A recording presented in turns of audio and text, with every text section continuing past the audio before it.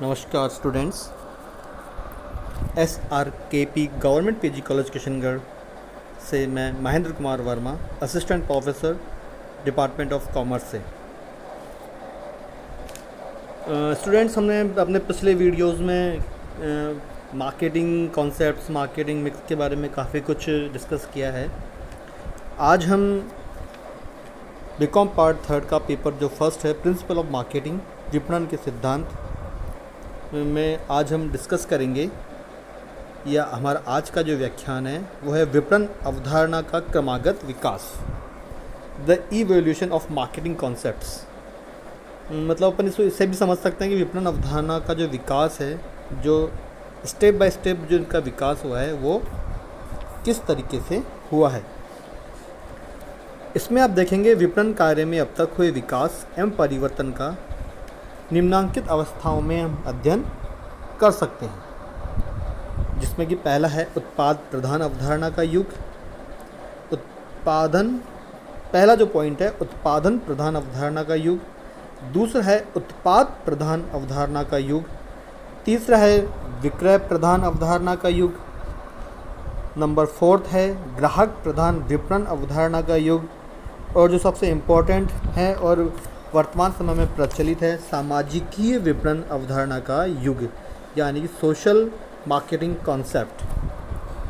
दोस्तों, उत्पाद प्रधान अवधारणा का जो युग था उसको अपन ऐसे समझ सकते थे कि सर्वप्रथम जो अवधारणा ये विपणन में थी वो उत्पादन प्रधान अवधारणा थी, यानी कि उसमें ये समझा जाता था कि ग्राहक वही वस्तु चाहेगा जो उसे उपलब्ध होगी। मतलब ग्राहक की कोई भी चॉइसेस को ध्यान में नहीं रखा जाता था। जो फर्म या कंपनी बना देती थी वही ग्राहक को उपलब्ध करना या उसे परचेज करना होता था। ऐसे में पूर्णतः विक्रेता का बाज़ार बना रहता था। हमेशा ग्राहक का उसमें कोई भी इम्पोर्टेंस या ग्राहक की आवश्यकताओं या इच्छाओं को कोई भी इम्पोर्टेंस नहीं दी जाती थी। दूसरा जो कॉन्सेप्ट था उत्पाद प्रधान अवधारणा।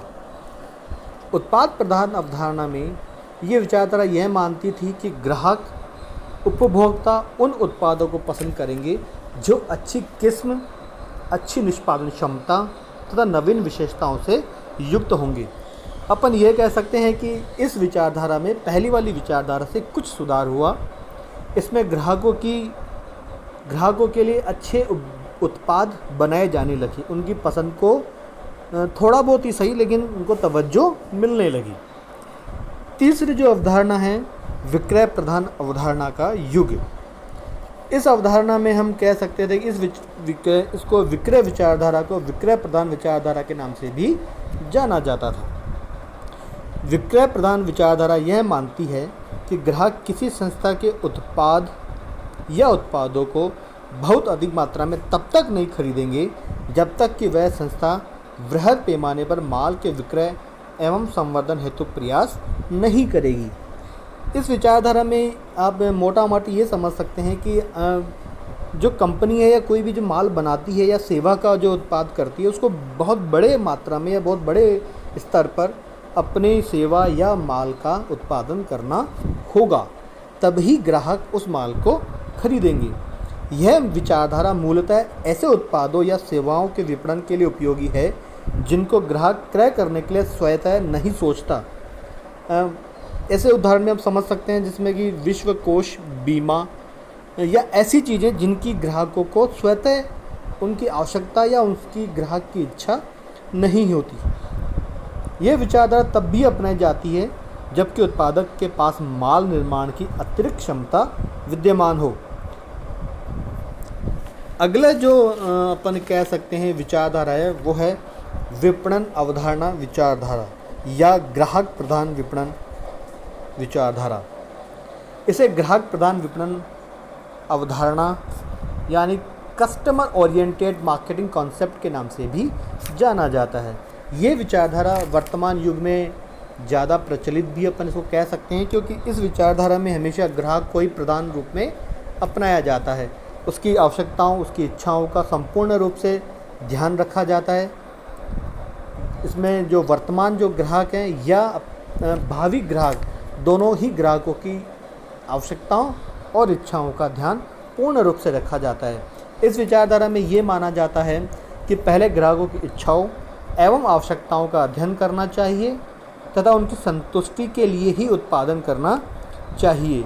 मतलब ये विचारधारा ये कहती है कि आपको हमेशा ग्राहकों को केंद्रीय स्थिति में रखते हुए ही अपने उत्पाद का उत्पादन करना चाहिए। पांचवा जो विपणन अवधारणा का जो युग अपन कह सकते हैं वह सामाजिकीय विपणन अवधारणा का युग, जो कि अपन कह सकते हैं कि आज वर्तमान समय में इसी विचारधारा को बहुत ज़्यादा मात्रा में या बहुत बड़े स्तर पर इसको माना जाता है। इसको हम विस्तृत रूप में भी अपन इसमें डिस्कस करेंगे या बात करेंगे, क्योंकि ये वर्तमान समय में इसी विचारधारा को अच्छे लेवल पे समझा जाता है। जैसे कि फिलिप कॉटलर ने इनके बारे में कहा है, सामाजिकीय विपणन अवधारणा यह मानती है कि का कार्य लक्ष्य बाजारों की इच्छाओं, आवश्यकताओं तथा रुचियों को ज्ञात करना तथा प्रतिस्पर्धा की तुलना में अधिक प्रभावकारी एवं कुशलतम रीति से अपेक्षित संतुष्टि इस प्रकार प्रदान करना ताकि ग्राहकों तथा समाज के कल्याण को सुरक्षित रखा जा सके, उसमें अभिवृद्धि की जा सके। जैसा कि स्टूडेंट्स आप देख रहे हैं, ये जो विचारधारा है या अपन कह सकते हैं कोटलर ने इसके बारे में जो कहा है, इसमें उन्होंने कहा है कि इसमें हमेशा प्रभावकारी जो रणनीति बनाई जाती है उसमें ग्राहकों तथा समाज के कल्याण को हमेशा सुरक्षित रखा जाता है। इसके अंतर्गत जब समाज और ग्राहक का जो कल्याण है सुरक्षित रहेगा, तभी आपके जो लक्ष्य हैं या आपके जो लाभ का जो उद्देश्य है उसमें अभिवृद्धि की जा सकती है। इनकी जो मान्यताएं हैं सामाजिक विपणन अवधारणा की या इसकी विशेषताएं जो हैं उसमें हम बात करेंगे। जो सबसे पहला जो पॉइंट है, सामाजिक दायित्व की अवधारणा से प्रेरित। ये जो अवधारणा है वो सामाजिक अवधारणा के सिद्धांत से प्रेरित है। यह अवधारणा सामाजिक दायित्व की अवधारणा से प्रेरित है। यह अवधारणा इस बात पर बल देती है कि विपणन कार्यों को करते समय सामाजिक दायित्वों का भी ध्यान रखना चाहिए।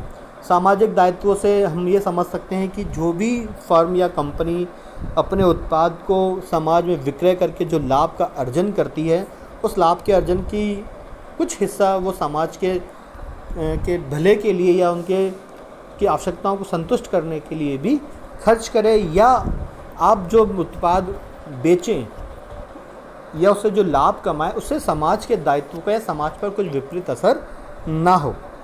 दूसरा है त्रिआयामी अवधारणा। सामाजिक विपणन अवधारणा 3 बातों पर आधारित है। प्रथम, ग्राहकों की संतुष्टि एवं कल्याण। द्वितीय, सामाजिक दायित्व की पूर्ति। और तीसरा है समाज का कल्याण। तीसरा है ग्राहकों की संतुष्टि एवं सामाजिक दायित्वों की पूर्ति के माध्यम से संस्था के लाभ एवं लक्ष्य की पूर्ति। त्रिआयामी अवधारणा से आप समझ चुके होंगे कि पहला जिसमें माना जाता है ग्राहकों की संतुष्टि एवं कल्याण, द्वितीय है सामाजिक दायित्व की पूर्ति और तीसरा है ग्राहकों की संतुष्टि एवं सामाजिक दायित्व की पूर्ति। तीसरा जो पॉइंट है ग्राहकों की दीर्घकालीन संतुष्टि। यह अवधारणा ग्राहकों की दीर्घकालीन संतुष्टि पर बल देती है।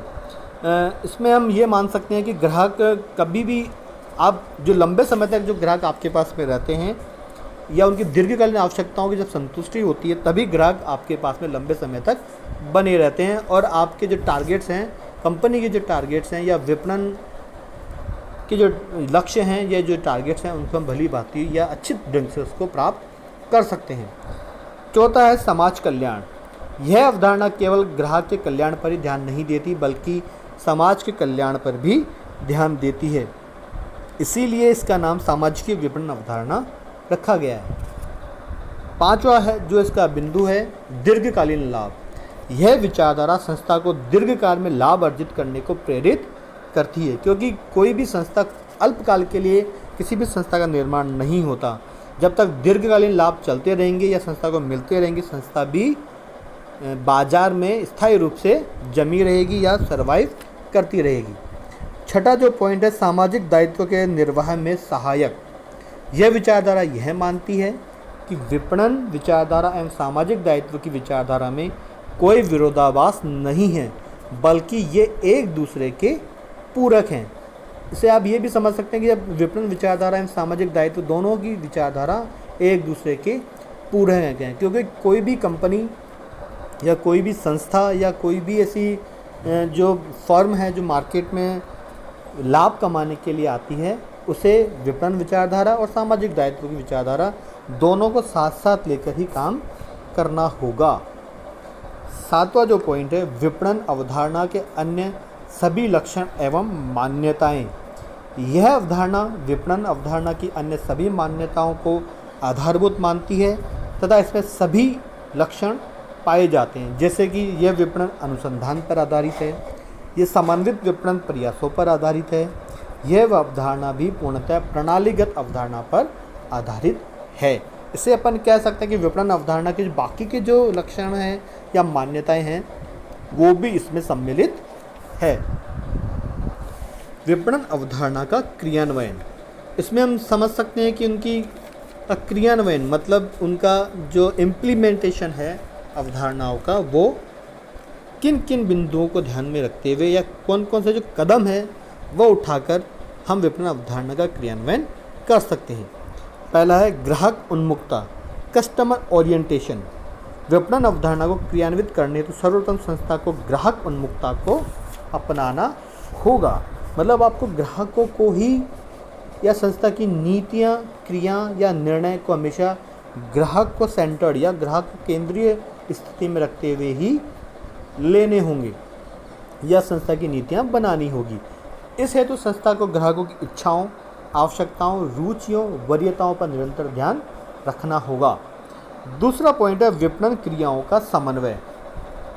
विपणन अवधारणा का क्रियान्वयन करने के लिए सभी विपणन क्रियाओं में प्रभावकारी समन्वय स्थापित करना चाहिए।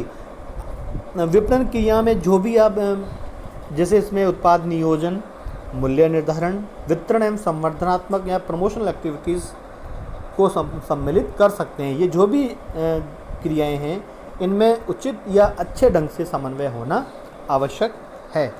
विपणन आधारित समन्वय एकीकृत प्रबंध, इसे कह सकते हैं मार्केटिंग बेस्ड इंटीग्रेटेड मैनेजमेंट। एक प्रसिद्ध अर्थशास्त्र हुए हैं डेविड टेकार्ड, उन्होंने बहुत अच्छा लिखा है, विपणन इतना अधिक महत्वपूर्ण है कि उसे केवल विपणन विभाग पर नहीं छोड़ा जा सकता। मतलब ये एक एकीकृत प्रबंध है, मतलब जो बड़ी संस्थाएं हैं उसके अंदर केवल मार्केटिंग मैनेजर्स पर ही इस काम को नहीं टाला जा सकता है, केवल उन्हीं पर नहीं छोड़ा जा सकता। इसके अंदर बड़े जो फर्म के या कंपनीज के बड़े लेवल के जो अधिकारी हैं, उच्च प्रबंध है, वो भी इसमें पूर्णतया सम्मिलित होता है। चौथा पॉइंट है भविष्योन्मुख या फ्यूचरिस्टिक अप्रोच। इसमें अपन कह सकते हैं विपणन अवधारणा को सही एवं प्रभावी रूप से क्रियान्वित करने के लिए भविष्योन्मुख दृष्टिकोण मतलब भविष्य की ओर अप्रोच या उसकी फ्यूचरिस्टिक अप्रोच रखना बहुत ज़रूरी है। यह अवधारणा के क्रियान्वयन हेतु कोई भी प्रयास या निवेश करते समय दीर्घकालीन दृष्टिकोण से सोचना चाहिए। पांचवा जो पॉइंट है संस्था में विपणन संस्कृति का विकास। विपणन अवधारणा का सफल क्रियान्वयन संस्था के सभी अधिकारियों तथा कर्मचारियों की मनोवृत्ति पर बहुत कुछ निर्भर करता है। अतएव संस्था में विपणन संस्कृति का प्रचार एवं विकास आवश्यक है। मतलब सभी जो कंप्लीट जो संस्था है वो विपणन संस्कृति मैनेजमेंट या मार्केटिंग की जो थ्योरी है उसको वो अपनाए। छठा है ग्राहक संबंध प्रबंध कस्टमर रिलेशनशिप मैनेजमेंट, जिसे आप शॉर्ट में CRM के रूप में भी जानते हैं। विपणन अवधारणा के सफल क्रियान्वयन हेतु प्रभावी ग्राहक संबंध प्रबंध होना चाहिए। मतलब ग्राहक और प्रबंध दोनों के बीच में अच्छे संबंध होने चाहिए, तभी ग्राहक निरंतर रूप से आपके संपर्क में रहेंगे, आपको आवश्यक महत्वपूर्ण जानकारी देते रहेंगे, जिससे आप मार्केट्स में या बाज़ार में अच्छे ढंग से अपनी विपणन व्यूह रचना का तैयार या उनको बना सकते हैं। सातवां जो पॉइंट है ग्राहक समस्याओं का त्वरित ध्यान क्विक रेस्पॉन्स। मतलब आपको जो भी कस्टमर की जो भी प्रॉब्लम है उसकी तरफ त्वरित ध्यान देना आवश्यक है। ग्राहक अभिमुखी विपणन अवधारणा के सफल क्रियान्वयन के लिए यह भी आवश्यक है कि संस्था द्वारा ग्राहकों की आवश्यकताओं पर तत्काल ध्यान दिया जाए। अगर कोई भी संस्था ग्राहकों की समस्याओं को त्वरित रूप से हल नहीं करती है तो ग्राहक आपसे छिटक कर दूसरी कंपनी या दूसरी संस्था की तरफ चले जाएंगे। 8वां जो पॉइंट है, ग्राहकीकरण बस कस्टमराइजेशन। विपणन अवधारणा को प्रभावी रूप से क्रियान्वित करने हेतु एक उपाय ग्राहकीकरण भी है। ग्राहकीकरण से तात्पर्य विपणन की ऐसी रणनीति से है जिसके अंतर्गत सभी ग्राहकों को एक समान उत्पादों का समान प्रकार से प्रस्ताव नहीं किया जाता। मतलब आपको तरह तरह के ग्राहक, आपको उसकी अपने ग्राहकों की आवश्यकता होती है। एक ही उत्पाद का अलग अलग ग्राहकों को उनकी आवश्यकताओं के अनुरूप अलग अलग ढंग से या भिन्न भिन्न शर्तों पर प्रस्ताव किया जाता है, उसे ही ग्राहकीकरण कहते हैं। एक ही उत्पाद का अलग अलग ग्राहकों को, जिससे भौगोलिक स्थिति भी हो सकती है, उत्पाद की किस्म भी हो सकती है, या उसके अलग अलग, जैसे आप कार्स देखते हैं उसमें अलग अलग वेरिएंट होते हैं। एक ही उत्पाद के अलग अलग वेरिएंट बना के अलग अलग ग्राहकों को, इससे आपकी जो ग्राहकों की जो संख्या है, एक ही उत्पाद के लिए आपकी जो ग्राहकों की संख्या है उसमें इजाफा होता है या उसमें बढ़ोतरी होती है। अगला जो पॉइंट है, ग्राहक सूचना संग्रहण, कस्टमर इंफॉर्मेशन कलेक्शन। विपणन अवधारणा को प्रभावी रीति से क्रियान्वित करने में ग्राहक संबंधी सूचनाओं का विशेष योगदान होता है। अतः ग्राहकों के संबंध में व्यापक सूचनाएं या आंकड़े एकत्रित करने के लिए ग्राहकों के क्रय की राशि, क्रय अंतराल, क्रय वरीयता, पसंद नापसंद, आय, आयु, लिंग, निवास स्थान आदि के संबंध में निरंतर व्यापक सूचनाएं एकत्रित करनी चाहिए। ऐसा करने से उनमें व्यक्तिगत संपर्क बना रहेगा एवं व्यक्तिशय संतुष्ट करना भी आसान हो सकेगा। अगला जो स्लाइड है इसमें आप देखेंगे कि विपणन अवधारणा के बढ़ते महत्व के कारण, जैसा कि आप देख रहे हैं कि सभी फर्म्स या कंपनीज हैं जो विपणन के जो डिफरेंट जो कॉन्सेप्ट्स हैं उनको फॉलो करती है। अब उनके कारण क्या क्या हैं कि कंपनी या फर्म ऐसा क्यों करती हैं। इसमें यहाँ तो सबसे पहला जो पॉइंट देखेंगे वो है जनसंख्या वृद्धि, पॉपुलेशन ग्रोथ। दुनिया में सभी राष्ट्रों में जनसंख्या वृद्धि हो रही है। ये आप सभी जानते हैं कि भारत दुनिया का दूसरा सबसे बड़ा देश है जिसमें जनसंख्या घनत्व या जनसंख्या है।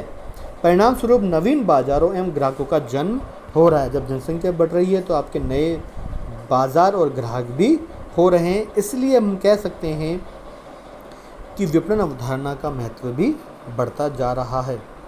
खर्च योग्य राशि में वृद्धि, ग्रोथ इन डिस्पोजेबल इनकम। पिछले कुछ दशकों में औसत आय में वृद्धि हुई है। फलतः लोगों की खर्च योग्य आय में वृद्धि हुई है, अर्थात लोगों की क्रय क्षमता या अपन कह सकते हैं परचेजिंग पावर बढ़ी है। लोग आवश्यकताओं की वस्तुओं के साथ साथ आराम एवं लग्जरियस विलासिता की वस्तुओं पर भी खर्च करते हैं। आप देखते होंगे लोग fridge, TV, car, two wheeler, cooler, air conditioner, mobile phone, अच्छे एवं डिज़ाइनर वस्त्र या कपड़े, गहने, मनोरंजन या बाहर घूमने फिरने के लिए भी बहुत जाते हैं। तीसरा है खर्च प्रवृत्ति में परिवर्तन, चेंज इन एक्सपेंडिचर एटीट्यूड। पहले लोग दैनिक जीवन में बहुत सोच समझकर एवं अति आवश्यक होने पर ही धन खर्च करने का निर्णय लेते थे, किंतु अब यह प्रवृत्ति बदल रही है। लोग कभी भी धनराशि और कभी कभी तो बड़ी धनराशि खर्च करने का साहस भी तत्काल कर लेते हैं। ऐसा कई कारणों से हो रहा है। आप देख सकते हैं लोगों में आपसी होड़ है, पड़ोसी या अपने मित्र रिश्तेदार को देखकर लोगों में होड़ होती है और वो अपने खर्च की जो प्रवृत्ति है उसमें परिवर्तन कर देते हैं। या आजकल बहुत सी प्रवृत्ति ऐसी भी है, खाओ पियो मौज उड़ाओ, जीवन को आनंद एवं आराम से जियो। इस प्रवृत्ति के युवा हैं उनमें भी खर्च की जो प्रवृत्ति उसमें परिवर्तन होता है। क्रय प्रतिमान या पैटर्न में परिवर्तन, चेंज इन बाइंग पैटर्न। इसमें हम देख सकते हैं कि वर्तमान युग में लोगों के क्रय प्रतिमान या पैटर्न में परिवर्तन हो रहा है। गरीब, मध्यम वर्गीय एवं धनी सभी लोगों की आवश्यकताओं में परिवर्तन हो रहा है। नीची आर्थिक श्रेणी के लोग अपने से ऊपर या सबसे ऊपर की श्रेणी के लोगों की क्रय सूची की नकल करने लगते हैं। पांचवा पॉइंट है ग्राहकीकरण की प्रवृत्ति। Trends towards customization. वर्तमान में सभी ग्राहक ये अपेक्षा रखते हैं कि विपणनकर्ता उन पर व्यक्तिगत रूप से ध्यान दें तथा उनकी व्यक्तिगत आवश्यकता अनुरूप उत्पाद तैयार कर या परिवर्तित समायोजित कर उपलब्ध कराएं। ऐसे में विपणनकर्ताओं की ग्राहकों की उपयोगिता एवं संतुष्टि बढ़ाने हेतु नवीन विपणन अवधारणा को अपनाना होगा। जिसे आप देख सकते हैं कि प्रत्येक ग्राहक ये चाहता है कि जिस भी कंपनी या फर्म से वो माल खरीदे वह कंपनी उसका ध्यान रखे, अगर उसकी कोई प्रॉब्लम है तो उसका सॉल्यूशन जल्द से जल्द हो। छठा है साख एवं ऋण सुविधाएं। आप ये जानते हैं कि वर्तमान युग में साख एवं ऋण सुविधाओं का अंबार लगा हुआ है। प्रत्येक बहुत से बैंक्स, प्राइवेट्स या सरकारी बैंक्स हैं, वो आपको ऋण सुविधाएं उपलब्ध कराने के लिए तत्पर रहती हैं। पुराने समय में साहूकार या बैंक ग्राहक के घर में ज़बरदस्ती घुसकर ऋण देने का प्रयास करते थे, लेकिन वर्तमान युग में आप ये भी कह सकते हैं कि प्लास्टिक मुद्रा या क्रेडिट कार्ड, डेबिट कार्ड से अब बहुत सी ऐसी चीज़ें हैं जो व्यक्ति, जैसे किसी के पास अगर अभी कोई धन या कैश नहीं है तो वो उसका पेमेंट या उसका भुगतान जो है फ्यूचर में कर सकता है। इसके लिए आप देखेंगे कि क्रेडिट कार्ड या डेबिट कार्ड से लोग बाग परचेजिंग करते हैं। सातवां जो उसका पॉइंट है, तकनीकी परिवर्तन, टेक्नोलॉजिकल चेंज। आधुनिक युग परिवर्तनों का युग है। हर पल हर दिन परिवर्तन हो रहे हैं। तकनीकी परिवर्तन भी तीव्र गति से हो रहे हैं। इसके लिए आप देख सकते हैं कि उत्पाद तकनीक में स्वयं उत्पाद हैं, उसकी प्रणाली में, उत्पादों के उपयोग में, उत्पादों के रंग, रूप, आकार, किस्म, डिज़ाइन आदि में निरंतर परिवर्तन हो रहे हैं। आप देख सकते हैं जीवन छोटा होता जा रहा है। कई संयंत्र एवं उत्पाद अपेक्षा रूप से प्रचलन से बाहर होते जा रहे हैं। नेक्स्ट जो पॉइंट है, वितरण व्यवस्था में परिवर्तन, चेंज इन डिस्ट्रीब्यूशन सिस्टम। बाजार में वितरण व्यवस्था में व्यापक परिवर्तन हो रहा है। ऐसी वितरण व्यवस्था अपनाई जाने लगी है जिसमें ग्राहकों से अधिकाधिक प्रत्यक्ष एवं निकट संबंध स्थापित हो सकें। आप देख रहे होंगे कि डोर टू डोर या आपके पास जो फर्म या कंपनी है वो आपके घर तक आकर आपके माल को डिलीवर करने लगी है। पहले ग्राहक को फर्म के पास, संस्था के पास जाना पड़ता था, दुकान के पास जाना पड़ता था अपने माल को खरीदने के लिए। लेकिन आजकल वर्तमान युग में ऑनलाइन मार्केटिंग या ऑनलाइन शॉपिंग का ट्रेंड या विंडो शॉपिंग का ट्रेंड आपने बहुत से रूप में देखा होगा। टेली शॉपिंग भी वितरण व्यवस्था को नए आयाम दे रही है। त्वरित परिवहन व्यवस्था से वितरण व्यवस्था को नए पंख लग रहे हैं। अगला पॉइंट है संचार माध्यमों का विकास। पिछले कुछ समय से आप देख रहे होंगे संचार क्षेत्र में भारी क्रांति हुई है। समाचार पत्र, पत्रिकाओं, टीवी चैनलों, रेडियो प्रसारणों की बाढ़ आ गई है। परिणाम स्वरूप लोगों के ज्ञान, सूचना, जानकारी में भारी वृद्धि हुई है। इसलिए हम कह सकते हैं कि संचार माध्यमों का जो विकास हुआ है तो ग्राहकों की सोच, उनकी आवश्यकताओं, उनकी इच्छाओं में भी विकास हुआ है। उपभोक्तावाद, नेक्स्ट जो पॉइंट है, उपभोक्तावाद का जन्म एवं विकास। पिछले कई दशकों से सभी देशों में उपभोक्तावाद का जन्म एवं विकास देखा गया है। उपभोक्ता अपने अधिकारों के प्रति अधिक सचेत हुए हैं। वे अपने अधिकारों की रक्षा के लिए अधिक संगठित हुए हैं।